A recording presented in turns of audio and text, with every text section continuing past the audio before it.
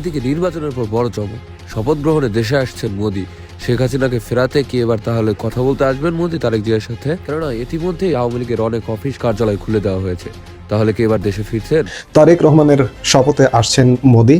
বাংলাদেশ ভারত সম্পর্কের নতুন সমীকরণ, বাংলাদেশের রাজনীতিতে এক অভাবনীয় মোড়। শপথ নিতে যাচ্ছেন তারেক রহমান, আর সেই অনুষ্ঠানে অতিথি হিসেবে ঢাকা আসতে পারেন ভারতের প্রধানমন্ত্রী নরেন্দ্র মোদী। এই নির্বাচনে 209টি আসনে জয় পেয়ে সরকার গঠন করতে যাচ্ছে বাংলাদেশ জাতীয়তাবাদী দল বিএনপি। আগামী কয়েকদিনের মধ্যেই শপথ গ্রহণ করবে দলটির নির্বাচিত নেতারা। আর তাই প্রশ্ন উঠেছে, নির্বাচন পরবর্তী ঢাকা দিল্লি সম্পর্ক কেমন হবে? কিছু ক্ষেত্রে দুই দেশকে মুখোমুখি অবস্থানে দেখা গেছে, তবে ভোটের ফলাফলে পাল্টে গেছে। এই নির্বাচনের ফলাফলই নয়াদিল্লি ঢাকা সম্পর্কের ভবিষ্যৎ পথ চলা নির্ধারণ করতে পারে। তারেক রহমান ইদানিং যে রিকনসিলিয়েশনের কথা বলছে, কনফ্লিক্ট না, সংঘাত নয়, সবাই মিলেমিশে রাজনীতি, এবং এই যে সিগন্যালগুলি দিচ্ছে, এগুলি আমার মনে এই ধরনের আলোচনার যে দেখো, ভারত এখানে আওয়ামী লীগকে ফেরাতে গিয়ে বললো মানে কি, আওয়ামী লীগকে ক্ষমতায় ফেরানোর ব্যাপারটা ভারতের। গত 18 মাস ধরে তুমুল ভারত বিরোধিতার নামে যে ক্ষেত্র বিশেষে নারকীয় তাণ্ডব চলেছে বাংলাদেশে, সেই ভারতের প্রধানমন্ত্রী যদি বাংলাদেশে যে নতুন সরকার গঠন হতে যাচ্ছে সেই সরকারের শপথ অনুষ্ঠানে উপস্থিত থাকেন, তাহলে বিষয়টি কেমন হতে পারে? নিঃসন্দেহে এটি ইতিবাচক দিক। আন্তর্জাতিক নানা মহল থেকেও বিষয়টি আলোচনায় আসছে। কমনওয়েলথ ভোটের মাত্র একদিন আগে সরকারের সাথে বিষয়টি নিয়ে আলোচনা করেছিল, যেখানে সরকারের আইন উপদেষ্টা বলেছিলেন রিকনসিলিয়েশনের বিষয়টি পরে নির্বাচিত সরকার দেখবে। সেই নির্বাচিত সরকার এখন বিএনপির সাথে আলোচনায় বসতে আপত্তি নেই আওয়ামী লীগের। বাংলাদেশের সাবেক প্রধানমন্ত্রী শেখ হাসিনার ছেলে সজীব অজিত রায় বলেছেন, দেশের প্রধানমন্ত্রী হিসেবে দায়িত্ব নেওয়ার পর তারেক রহমানের সঙ্গে আলোচনায় বসতে তার আপত্তি নেই। আসসালামু আলাইকুম দর্শক, জেবি আপডেট নিউজের নতুন একটি নিউজ ভিডিওতে আপনাদেরকে স্বাগতম। দর্শক, ইতিমধ্যে আপনারা খবরের অংশবিশেষ দেখেছেন, তাই বুঝতেই পারছেন আজকের ভিডিওটা কতটা গুরুত্বপূর্ণ। বিজ্ঞ বিশ্লেষণগণ এই বিষয় নিয়ে আলোচনা করেছে, তাই সম্পূর্ণ ভিডিওটি না টেনে ধৈর্য সহকারে দেখলে মূল বিষয় বুঝতে পারবেন। তাই আমি আর কথা না বাড়িয়ে নিয়ে যাব মূল ভিডিওতে। তার আগে বলবো, যারা এখনও আমাদের চ্যানেলটি সাবস্ক্রাইব করেনি, এরকম আরও আপডেট খবর পেতে আমাদের চ্যানেলটি সাবস্ক্রাইব করে পাশে থাকা বেল আইকনটি বাজিয়ে দেবেন। যারা ইতিমধ্যেই সাবস্ক্রাইব করেছেন তাদেরকে অসংখ্য ধন্যবাদ। দর্শক, চলুন একটি লাইক দিয়ে ভিডিওটা শুরু করি। গত 18 মাস ধরে তুমুল ভারত বিরোধিতার নামে যে ক্ষেত্র বিশেষে নারকীয় তাণ্ডব চলেছে বাংলাদেশে, সেই ভারতের প্রধানমন্ত্রী যদি বাংলাদেশে যে নতুন সরকার গঠন হতে যাচ্ছে সেই সরকারের শপথ অনুষ্ঠানে উপস্থিত থাকেন, তাহলে বিষয়টি কেমন হতে পারে? নিঃসন্দেহে এটি ইতিবাচক দিক। কিন্তু যারা বিরোধিতা করছিলেন, প্রধানমন্ত্রী হিসেবে তারেক রহমানের শপথ অনুষ্ঠানকে স্মরণীয় করে রাখতে নানান ধরনের আয়োজন চলছে, এবং সেটাই স্বাভাবিক। তারই অংশ হিসেবে ভারতের প্রধানমন্ত্রী নরেন্দ্র মোদীকেও শপথ অনুষ্ঠানে উপস্থিত থাকার জন্য আমন্ত্রণ জানানোর একটা পরিকল্পনা বিএনপির পক্ষ থেকে রয়েছে। শুধু নরেন্দ্র মোদীই নন, সম্ভবত আমাদের যে প্রতিবেশী রাষ্ট্রগুলো রয়েছে তার সরকার প্রধান বা রাষ্ট্রপ্রধানদের অনেককেই আমন্ত্রণ জানানো হতে পারে। তবে নরেন্দ্র মোদীর বিষয়টি নিশ্চিত করেছেন তারেক রহমানের উপদেষ্টা মিস্টার হুমায়ুন কবির। ভারতীয় সংবাদ মাধ্যম WION-কে দেওয়া একটা সাক্ষাৎকারে তিনি এই বিষয়টি জানিয়েছেন। প্রশ্ন হচ্ছে যে, যদি সত্যিই নরেন্দ্র মোদী উপস্থিত থাকেন এই অনুষ্ঠানে, তাহলে যারা তুমুল বিরোধিতা করে আসছিল এই 18 মাস, ভারত বিরোধী রাজনীতিকে পুঁজি করে বাংলাদেশকে উল্টে পাল্টে দিচ্ছিল, সাথে ভারতকে উল্টে পাল্টে দিচ্ছিল, কী করবে তারা? আসছি সে বিষয়ে। আমরা জানি যে বিএনপির ভূমিধস বিজয়ের পরপরই শুক্রবার ভোরে ঘুম থেকে উঠেই টুইট করলেন নিজের অ্যাকাউন্ট থেকে নরেন্দ্র মোদী। বিএনপিকে শুভেচ্ছা জানালেন, শুভকামনা জানালেন, এবং বাংলাদেশ ভারতের যেই সম্পর্ক সেটি আগামী দিনে অন্যরকম একটা মাত্রায় নিয়ে যাওয়ার আশাবাদ ব্যক্ত করলেন। এমনকি তিনি ইনক্লুসিভ বাংলাদেশ দেখতে চেয়েছেন, অর্থাৎ সেটি অবশ্যই আওয়ামী লীগকে মিন করে বোঝাতে চেয়েছেন যে সব দলের সমন্বয়ে একটি গণতান্ত্রিক বাংলাদেশ অগ্রযাত্রা তিনি দেখতে চান, এমনটাই মিন করেছেন। পরবর্তীতে আমরা দেখলাম যে তিনি তারেক রহমানকে ফোনও দিলেন সরাসরি, এবং তিনি তার বার্তায় ভারত এবং বাংলাদেশের বহুমাত্রিক সম্পর্ক আরও শক্তিশালী করতে নতুন সরকারের সঙ্গে ভারত সরকারের কাজ করার আগ্রহের কথা তিনি জানালেন। এবং এটি যে বিএনপির যে ভূমিধস বিজয়, এর পরেই যে ভারতের এমন প্রতিক্রিয়া তা কিন্তু নয়। আমরা তো জানি যে এর আগে থেকেই বিএনপির প্রতি ভারতের একটি প্রচ্ছন্ন সমর্থন তারা ব্যক্ত করেছে সরাসরি। তারেক রহমানের দেশে ফিরে আসার বিষয়ে ভারতের একটি সহযোগিতা ছিল বলে অনেকে মনে করেন। এমনকি এই যে নির্বাচনটি হয়ে গেল, সেই নির্বাচনেও ভারতের একটি প্রভাব কাজ করেছে বলে অনেকেই মন্তব্য করছেন। কিন্তু প্রশ্ন হচ্ছে, মোদি কি সত্যিই আসবেন তারেক রহমানের শপথ অনুষ্ঠানে প্রধানমন্ত্রী হিসেবে? যদি আসেনও বা ঘণ্টা দুয়েকের ঝটিকা সফরে, তাতে নিশ্চয়ই অবাক হওয়ার কিছু থাকবে না। তার কারণ নরেন্দ্র মোদী অনেক কিছুতেই চমক দেখাতে অভ্যস্ত। কিন্তু যে বিষয়টি বলছিলাম যে জামাত, এনসিপি, হেফাজতে ইসলাম, তাদের প্রতিক্রিয়াটা কেমন হবে? আমাদের তো নিশ্চয়ই ভুলে যাওয়ার কথা নয়, যখন 2021 সালে আওয়ামী লীগ ক্ষমতায় ছিল, তখন আমাদের স্বাধীনতার সুবর্ণ জয়ন্তী অনুষ্ঠানে আরও অনেক দেশের বা রাষ্ট্রের সরকার প্রধান কিংবা রাষ্ট্রপ্রধানদের সাথে নরেন্দ্র মোদীও বাংলাদেশে এসেছিলেন। তখন তার আশা ঠেকাতে অথবা তার বাংলাদেশ সফরের প্রতিবাদে হেফাজতে ইসলামের যেই বিক্ষোভ কর্মসূচি এবং সেটিকে ঘিরে যে নারকীয় তাণ্ডব নিশ্চয়ই আমাদের মনে আছে। কয়েকজন মানুষ নিহত হলেন। তারা এখন কি করবে? আমার মনে হয় না তারা কিছু করবে, করার কথা নয়। তার কারণ আমরা তো জানি যে ভারতের সঙ্গেও তলে তলে যোগাযোগ রাখছিল জামাতে ইসলাম।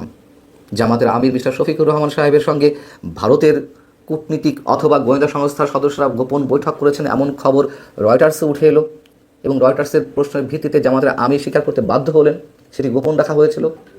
এবং আরও বড় বিষয় হচ্ছে যে, খেয়াল করার মতো বিষয়, নির্বাচনের আগে আগে কিন্তু ভারত বিরোধী যে জোরালো স্লোগান আমরা গত 18 মাস ধরে দেখে এসেছি, সেটি নির্বাচনের আগে তেমন কিছু ছিল না।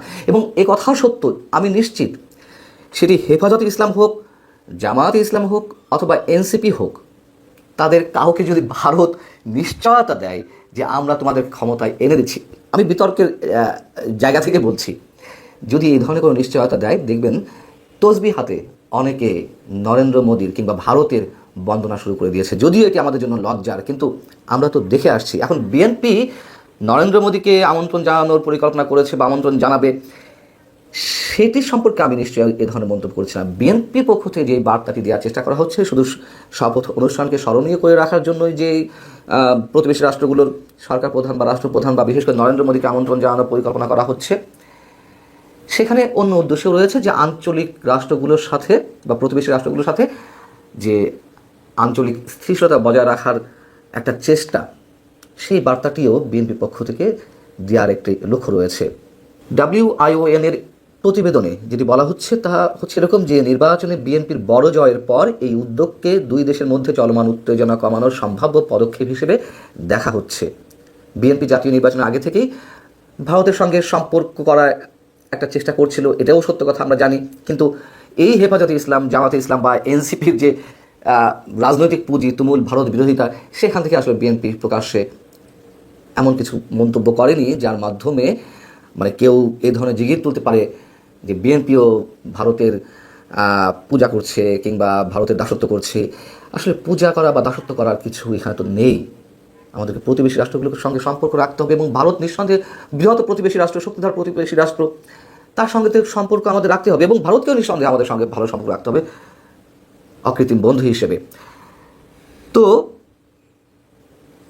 জামাত, এনসিপি এবং হেফাজত ইসলামের মতন এই যে ধর্মাশ্রয়ী রাজনৈতিক দল, যাদের সাথে পাকিস্তানের সখ্যতা আবার অন্যরকম, ভারতের সঙ্গে সখ্যতা রাখা যাবে না, কিন্তু পাকিস্তানের সঙ্গে তহর মহরম সম্পর্ক রাখা যাবে, উষ্ণ সম্পর্ক রাখা যাবে, ভাই হিসেবে ট্রিট করা যাবে, তাতে কোনো সমস্যা নেই।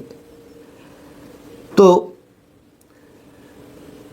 হুমায়ুন কবির বলছেন WION-কে, আঞ্চলিক বিষয়গুলো নতুন সরকারের জন্য অত্যন্ত গুরুত্বপূর্ণ। নতুন সরকার আঞ্চলিক সহযোগিতার ক্ষেত্রে একটি ভারসাম্যপূর্ণ নীতি গ্রহণ করতে চায় এবং আমরা যত জেনেছি যে 17 তারিখের দিকে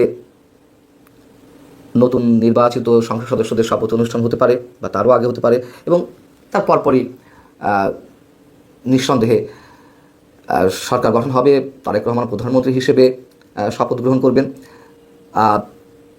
14 তারিখ চলে গেল, সেই হিসেবে সময় খুবই কম। তো এর মধ্যেও যথাসাধ্য চেষ্টা করা হচ্ছে নরেন্দ্র মোদীকে আমন্ত্রণ জানানোর এবং তিনি যাতে আসেন সেই ব্যবস্থা নেওয়ার। তবে এটুকু নিশ্চিত যে নরেন্দ্র মোদী যদি নাও আসতে পারে, এটুকু আমিও আমার জায়গা থেকে যেটুকু জানি, ভারত সরকারের উচ্চ পর্যায়ের কোনো প্রতিনিধিকে এই শপথ অনুষ্ঠানে থাকার জন্য এক ধরনের সিগন্যালও পাওয়া গেছে, বা ভারত সরকার সিগন্যাল দিয়েছে তাদের যারা এই ধরনের আয়োজন করবে তাদের প্রতি। তারেক রহমানের শপথে আসছেন মোদি। বাংলাদেশ ভারত সম্পর্কের নতুন সমীকরণ। বাংলাদেশের রাজনীতিতে এক অভাবনীয় মোড়। শপথ নিতে যাচ্ছেন তারেক রহমান, আর সেই অনুষ্ঠানে অতিথি হিসেবে ঢাকা আসতে পারেন ভারতের প্রধানমন্ত্রী নরেন্দ্র মোদী। দুই দেশের কূটনৈতিক ইতিহাসে কি তবে বড় কোনো চমক অপেক্ষা করছে? কেন এই আমন্ত্রণ এতটা গুরুত্বপূর্ণ? সম্প্রতি আন্তর্জাতিক সংবাদ মাধ্যম WION-কে দেওয়া এক সাক্ষাৎকারে এই বিস্ফোরক তথ্য জানিয়েছেন বিএনপির শীর্ষ নেতা তথা তারেক রহমানের বিদেশ উপদেষ্টা হুমায়ুন কবির। তিনি স্পষ্ট করেছেন, নবনির্বাচিত তারেক রহমানের শপথ অনুষ্ঠানে ভারতের প্রধানমন্ত্রী নরেন্দ্র মোদীকে আমন্ত্রণ জানানো হবে। যদিও দুই দেশের সরকারের পক্ষ থেকে এখনো কোনো আনুষ্ঠানিক ঘোষণা আসেনি, তবে পর্দার আড়ালে আলোচনা এখন তুঙ্গে। নির্বাচনের ফলাফল স্পষ্ট হওয়ার পরপরই সামাজিক যোগাযোগ মাধ্যমে তারেক রহমানকে শুভেচ্ছা জানিয়েছিলেন প্রধানমন্ত্রী নরেন্দ্র মোদী। শুধু তাই নয়, ফোনে দীর্ঘ আলাপও হয়েছে তাদের মধ্যে। মোদী নিজেই লিখেছিলেন, তারেক রহমানের সঙ্গে কথা বলে আমরা উচ্ছ্বসিত। এই ফোন আলাপে মূলত ইঙ্গিত দিচ্ছে যে দিল্লির সাথে ঢাকার সম্পর্কের বরফ গলতে শুরু করেছে এবং দুই দেশই সম্পর্ককে আরও সুদৃঢ় করতে আগ্রহী। আমরা জানি, বিগত ডক্টর মোহাম্মদ ইউনূসের জামানায় ভারত বাংলাদেশ সম্পর্কের মধ্যে কিছুটা দূরত্ব বা টানাপোড়েন তৈরি হয়েছিল, কিন্তু বিএনপি এখন মনে করছে এই অঞ্চলের স্থিতিশীলতা ও উন্নতির জন্য ভারত বাংলাদেশ সম্পর্ক অপরিহার্য। তারেক রহমানের বিদেশ নীতির একটি বড় অংশই হলো এই অঞ্চলকে বিশ্বমঞ্চে প্রভাবশালী হিসেবে গড়ে তোলা, আর সেই লক্ষ্যেই মোদীকে আমন্ত্রণ জানানোর এক বিশাল বড় কৌশলগত পদক্ষেপ। সাধারণত বাংলাদেশের কোনো সরকারের শপথ অনুষ্ঠানে বিদেশি রাষ্ট্রপ্রধানদের সচরাচর দেখা যায় না। যদি নরেন্দ্র মোদী এই আমন্ত্রণে সাড়া দিয়ে ঢাকায় আসেন, তবে তা হবে একটি ঐতিহাসিক ব্যতিক্রম। এটি প্রমাণ করবে যে দুই দেশের সম্পর্কের ওপর জমে থাকা কালো মেঘ পুরোপুরি কেটে গেছে এবং এক নতুন যুগের সূচনা হতে যাচ্ছে।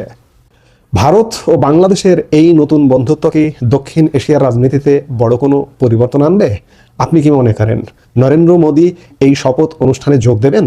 নিরঙ্কুশ বিজয় নিয়ে সরকার গঠন করতে যাচ্ছে বিএনপি। ফল গণনা ও ঘোষণায় দফায় দফায় কারচুপির অভিযোগ করলেও জামাত ইসলামী বিরোধী দল হিসেবে সংসদে যাচ্ছে। দেশীয় আন্তর্জাতিক গণমাধ্যমে এসব খবর ফলো করে প্রচার পাচ্ছে। তবে ভোটের আগে ও পরে আন্তর্জাতিক গণমাধ্যমগুলোর মধ্যে একটি লক্ষণীয় ইস্যু হচ্ছে আওয়ামী লীগ ও দলটির উপর কার্যক্রম নিষিদ্ধ থাকার বিষয়টি। আন্তর্জাতিক নানা মহল থেকেও বিষয়টি আলোচনায় আসছে। কমনওয়েলথ ভোটের মাত্র একদিন আগে সরকারের সাথে বিষয়টি নিয়ে আলোচনা করেছিল, যেখানে সরকারের আইন উপদেষ্টা বলেছিলেন রিকনসিলিয়েশনের বিষয়টি পরে নির্বাচিত সরকার দেখবে। সেই নির্বাচিত সরকার এখন বিএনপির সাথে আলোচনায় বসতে আপত্তি নেই আওয়ামী লীগের। বাংলাদেশের সাবেক প্রধানমন্ত্রী শেখ হাসিনার ছেলে সজীব ওয়াজেদ জয় বলেছেন, দেশের প্রধানমন্ত্রী হিসেবে দায়িত্ব নেওয়ার পর তারেক রহমানের সঙ্গে আলোচনায় বসতে তার আপত্তি নেই। ব্রিটিশ টেলিভিশন ITV-কে দেওয়া এক সাক্ষাৎকারে তিনি এই কথা জানিয়েছেন। গত বৃহস্পতিবার বাংলাদেশে যখন ত্রয়োদশ সংসদ নির্বাচন চলছিল, সে সময় ভিডিও কনফারেন্সের মাধ্যমে যুক্তরাষ্ট্রে অবস্থানরত জয়ের সাক্ষাৎকার নেন ব্রিটিশ সংবাদ মাধ্যম ITV সাংবাদিক মাহাদির পাশা। বাংলাদেশ সময় শনিবার ভোরে সাক্ষাৎকারটি প্রচার করে ITV। রাজনৈতিক উচ্চাকাঙ্ক্ষা নেই দাবি করলেও জয় বলেছেন তিনি বাংলাদেশে ফিরতে চান। বাংলাদেশের ত্রয়োদশ জাতীয় সংসদ নির্বাচনকে প্রহসন দাবি করলেও 24-এর আন্দোলন নিয়ন্ত্রণে দমনপীড়ন, তাতে আওয়ামী লীগ বা শেখ হাসিনার দায়, আওয়ামী লীগ সরকারের ভুল, শেখ হাসিনার মৃত্যুদণ্ডের রায়, তার দেশে ফেরার সম্ভাবনা, নির্বাচনের জামাতের উত্থান, আওয়ামী লীগের সংস্কার সহ বিভিন্ন বিষয়ে মাহাথির পাশার প্রশ্নের উত্তর দিয়েছেন সজীব ওয়াজেদ জয়। বিস্তারিত জানতে চলুন যাওয়া যাক বিশ্লেষণে।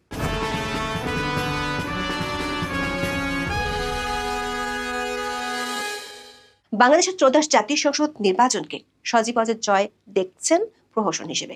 কারণ হিসেবে দাবি করেছেন, দেশের সবচেয়ে বড় দল এবং সব প্রগতিশীল দলকে নির্বাচন থেকে বাইরে রাখা হয়েছে। তিনি বলেছেন, মূলত এমন ভাবে সাজানো একটি নির্বাচন হয়েছে যাতে সবচেয়ে বড় ইসলামপন্থী দল জামাত ইসলামী তাদের জনসমর্থনের তুলনায় অনেক বেশি প্রভাব সংসদে পায়। জয় দাবি করেন, এটি টেকসই হবে না, ভবিষ্যতে আরও অস্থিরতা সৃষ্টি করবে। জয় প্রশ্ন রেখেছেন, দেশের দুই প্রধান রাজনৈতিক দলের মধ্যে একটি নিষিদ্ধ এমন নির্বাচনকে কিভাবে গ্রহণযোগ্য বলা যায়? যুক্তরাজ্যে যদি টরি বা লিবারেলদের যে কোনো একটি দল নিষিদ্ধ করা হতো, সেটার সমতুল্য পরিস্থিতি এটা। তিনি প্রশ্ন রাখেন, যুক্তরাষ্ট্রে যদি ডেমোক্রেট বা রিপাবলিকানদের যে কোনো একটিকে নিষিদ্ধ করা হয়, তাহলে কি সেটিকে কোনোভাবে অবাধ ও সুষ্ঠু নির্বাচন বলা যাবে? তিনি মনে করেন অনির্বাচিত একটি শাসন ব্যবস্থার নির্দেশে একটি রাজনৈতিক দলকে নিষিদ্ধ করা নজিরবিহীন ঘটনা।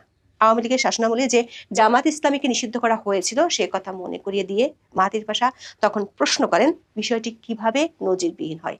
এই প্রশ্নের উত্তরে মিস্টার জয় দাবি করেন আওয়ামী লীগ সরকার জামাতকে নিষিদ্ধ করেনি, তারা নির্বাচনে অংশ নিতে পারেনি আদালতের রায়ের কারণে। জামাত তাদের গঠনতন্ত্র সংশোধন করলে আবার নির্বাচনে অংশ নিতে পারত। আইটিভি সাংবাদিক প্রশ্ন রাখেন আওয়ামী লীগ আমলে 3টি নির্বাচন নিয়েও কারচুপির ব্যাপক অভিযোগ ছিল। জবাব দিতে গিয়ে শেখ হাসিনার ছেলে সজীব ওয়াজেদ জয় দাবি করেন বিষয়টি পুরোপুরি সঠিক নয়। তিনি বলেছেন গত 3বারের মধ্যে প্রথম ও তৃতীয়বার বিরোধী দল নির্বাচন বর্জন করেছিল। দ্বিতীয়বারের ক্ষেত্রে নির্বাচনের আগে জনমত জরিপগুলো এমনকি আমেরিকানদের করা জরিপ সহ সব জরিপই দেখা গিয়েছিল তাদের দল বিপুল ব্যবধানে জয়ী হবে। আওয়ামী লীগের নিরঙ্কুশ সংখ্যাগরিষ্ঠতা পাওয়ার সম্ভাবনা ছিল বলে তিনি দাবি করেছেন। এরপর তিনি বলেন দুর্ভাগ্যজনকভাবে প্রশাসনের কিছু ব্যক্তি নিজেদের উদ্যোগে কিছু অনিয়ম করেছেন, সেগুলো তদন্ত হওয়া উচিত ছিল কিন্তু হয়নি। 2014, 18 এবং 2024 সালের নির্বাচনেও বিরোধী মতকে দমন, নৌকায় সিল মেরে ব্যালট বাক্স ভরার ব্যাপক অভিযোগ আওয়ামী লীগের বিরুদ্ধে ছিল। তাহলে সুষ্ঠু নির্বাচন নিয়ে কথা বলার মতো অবস্থান আওয়ামী লীগের আছে কিনা সেই প্রশ্ন করা হয় জয়কে। উত্তর দিতে গিয়ে 2014 সালের নির্বাচন ঘিরে বিরোধী দলের জ্বালাও পোড়ার ঘটনা মনে করিয়ে দেন জয়। তিনি দাবি করেন আওয়ামী লীগ কাউকে নিষিদ্ধ করেনি। তার ভাষায় এটাই গত 3 নির্বাচনের সঙ্গে এবারের ভোটের মৌলিক পার্থক্য।